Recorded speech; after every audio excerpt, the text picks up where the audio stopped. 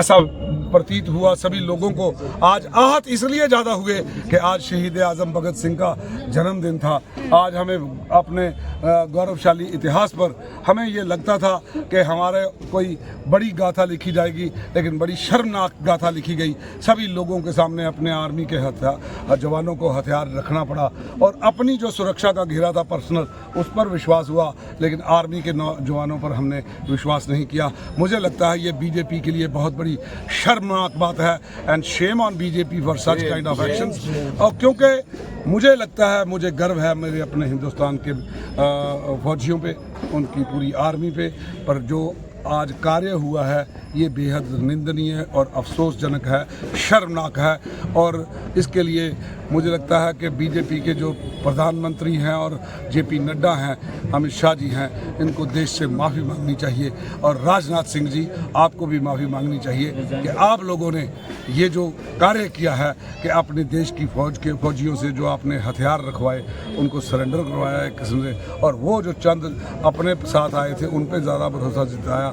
ये एक बहुत बढ़िया आज के दिन, जब शहीद आज़म भगत सिंह का दिन सारी दुनिया में मनाया जा रहा है, अक्रॉस द बॉर्डर लाइंस मनाया जाता है, क्योंकि उनका जो रुतबा था वो दुनिया भर में इतनी ख्याति प्राप्त कर चुका है कि आज हर कोई अपने आप को भगत सिंह के नाम का दीवाना समझता है। और आज की ही के दिन ये इतनी बड़ी शर्मनाक घटना हुई है। मुझे लगता है कि बीजेपी को चुल्लू भर पानी में डूब मरना चाहिए। उन्होंने ये सर्जिकल स्ट्राइक के बारे में भी बताया, जो आज करी है ये सर्जिकल स्ट्राइक, ये इसका बताएं वो पहले कि क्यों कराया ये फौजियों से हथियार सरेंडर। कुछ नहीं है, ये सब ढकोसले हैं।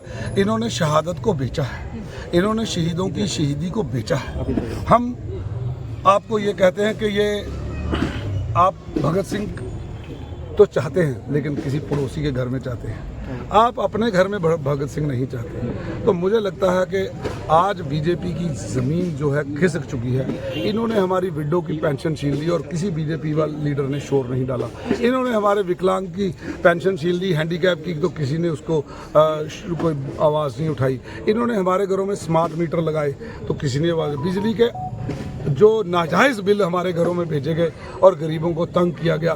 महंगाई इतनी बढ़ा दी गई कि एक गरीब जो है, हम पहले कहते थे कि प्याज की चटनी के साथ आप रोटी खा लेना, इन्होंने तो हमारी चटनी बना दी, जनता की चटनी बना दी।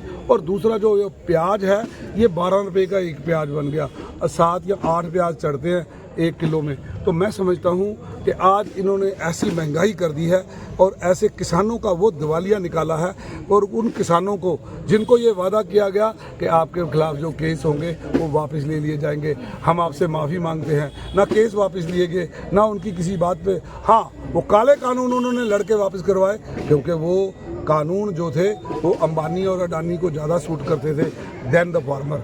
वो बनाए ही उन्हीं लोगों के लिए गए थे कि अंबानी और अडानी। यहाँ पे आज 2 आदमी बेच रहे हैं, 2 आदमी खरीद रहे हैं। आज आप हमें गलत इतिहास पढ़ा रहे हो। आज आप ये कहते हो कि सबसे जो ज़्यादा बहादुरी का काम किया है वो वीर सावरकर ने किया है, तो फिर आज जिसका दिन मना रहे हैं उसने क्या किया है, जिसने अपनी जान पे खेल के इस देश को आज़ादी दिलाई।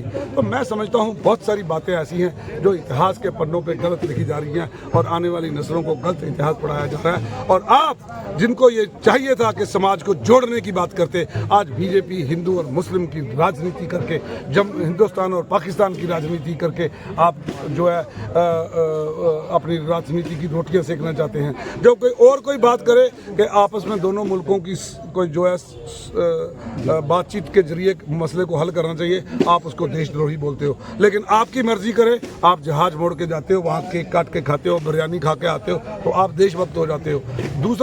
दूसरी पार्टी के साथ कोई साधु है तो उसको शाम तक गोदी मीडिया जो है वो डाकू बना देगा। और इनके साथ कोई डाकू है जो 23,000 करोड़ का घपला करता है इरिगेशन का, पवार जैसे जो लोग थे उधर, अजीत पवार जैसे लोग, वो जब इनके साथ आते हैं उनको सवेरे 5 बजे क्लीन चिट दी जाती है कि 23,000 करोड़ के घपले में टोटल कुछ नहीं पाया गया, और उसको डिप्टी चीफ मिनिस्टर की शपथ दिलाई जाती है और वो साधु हो जाता है रातों रात जो इनके साथ जाता है। तो ऐसी 70 बंदों की लिस्ट है, ऐसे कोई 80 बंदों की लिस्ट है जिन लोगों ने हमारी बच्चियों के साथ रेप किया, और घिनौनी हरकतें की, उन लोगों को बचाने के लिए पूरी की पूरा प्रशासन नीचे उतरा है। ब्रिजभूषण जैसे लोग, हमारी गोल्डन गर्ल्स को धरना देना पड़ा। शर्म नहीं आती बीजेपी को जो। और दूसरी बात, मणिपुर के अंदर आप देखें, हमारी चीरहरण हुआ हमारी बच्चियों के साथ, तब कहाँ सोए थे ये दुशासन की नींद? तब क्यों नहीं ये जागे? तब इनका जो है ईमान कहाँ था? तब जो हमारा हिंदुत्व था वो क्या कहता था? ये कहता था हमने आज भी, मुझे लगता है कोई ना कोई किसी न किसी रूप में कृष्ण जी आएंगे और वो अपनी लीला रचेंगे। और देखना, जो अति करता है उसका अंत हर युग में हुआ है। कंस ने की तो उसका हुआ, रावण ने की तो उसका हुआ, औरंगजेब ने की तो उसका हुआ।